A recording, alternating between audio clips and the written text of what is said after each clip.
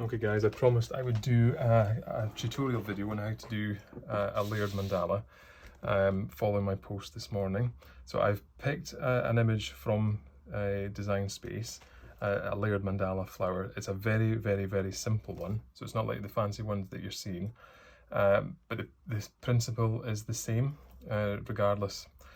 So I've already cut this out. Excuse my colours. I've just gone with scraps that I had in my scrap stash. Which any of you guys starting out, you'll quickly build up a scrap stash, trust me. So this one, there's quite a few layers, fairly straightforward. One trick that I have sort of learned, or had to learn at my cost, when I take it off the mat, I mark the top of each piece, just with a little T there, because you'll find a lot of these mandalas, they're not completely symmetrical. So when you're trying to line them up, if you don't have them the right way round, they won't line up properly. So you'll hopefully can see I've got smart little T's on all the pieces, including the small pieces there as well, if you can see that there. So I know exactly where they're meant to go. Now, I'll just check that I'm lining this up. So there's my two T's together. So that's the way this is going, like that. Now, I don't really have an answer as to the best way to start. Do you start from the front to back or back to front? I don't really have the answer to that question. I think sometimes it depends on the mandala itself. For this one, I'm going to start from the back. So I'm just going to turn this over that way so I know exactly what way I'm turning it back. And whether you're using little foam pads like this or bigger ones, this is a sheet that I had that I've just cut up. And you just need a few, really, dotted about. The card I've used for this is actually quite thick, so I'm probably not going to need quite as much in the way of foam pads, so I'm just going to put a few on. Another sort of small trick, if you can, it's not always possible, again depending on the image that you're using, is try and line up the pads within each layer. Not essential, but it kind of helps. So we'll peel off the back end on these, and I'm sorry you guys are going to have to sit and watch me doing all of these layers. But I kind of want to show you every single step. Hopefully you can see what I'm doing there. Let's move them out of the way. So I'll make sure my T's still at the top and then line it up. So to line it up, the way I find is best to line it up is just to stand right above it and then kind of get it roughly in place before pushing it down. So we'll just let it sit there without pressing it down. So you will have a bit of play in it. And then what I find is the best way to get the pads properly stuck is to take a book and just push it down gently. And that applies even pressure across the whole piece. So then move on to the next part, which is the black one.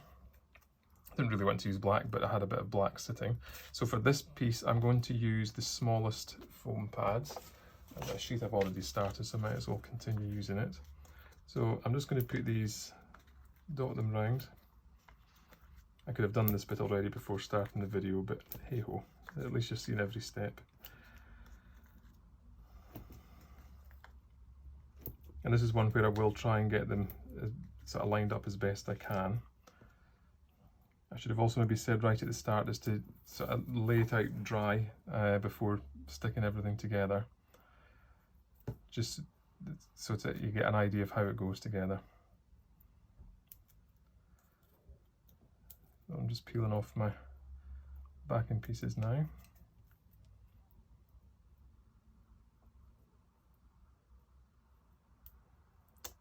That one's not coming. Okay, and I'll just make sure my T is lined up. So again, I'll just stand above it. My head might be in the way of the camera now. Where's my T? There.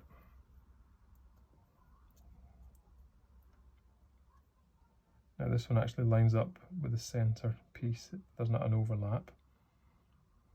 That looks about right there. Again, I'm just going to take my book. I'm just going to gently push down. So like I say, that just applies even pressure.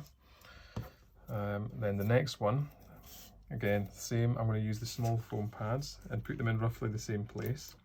As I say, the reason for putting them in this roughly the same place is that means all the pads line up, and you won't, the project won't then start to bend and buckle.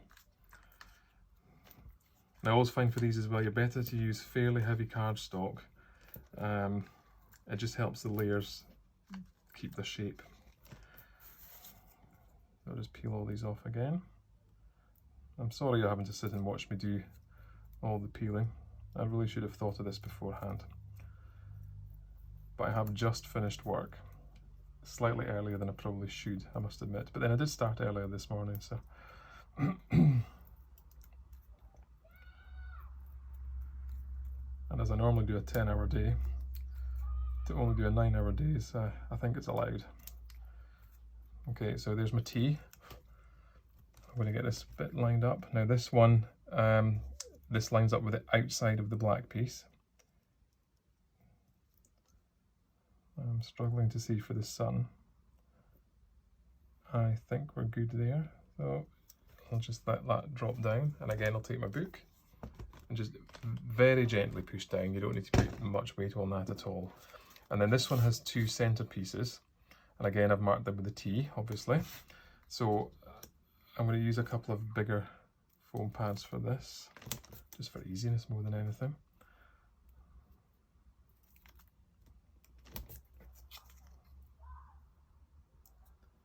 Okay, and peel them off.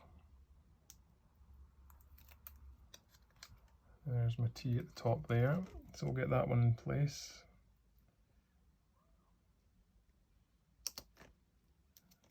Looks about right there. I won't be able to use the book for this one because this one's further in. And then the little green piece, I'll just use a couple of small foam pads, just randomly placed round for this one, because I won't be able to line these ones up, of course.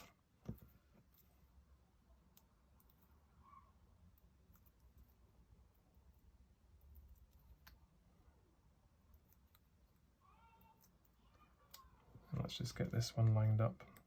You might find as well tweezers are very, very helpful for these sort of projects.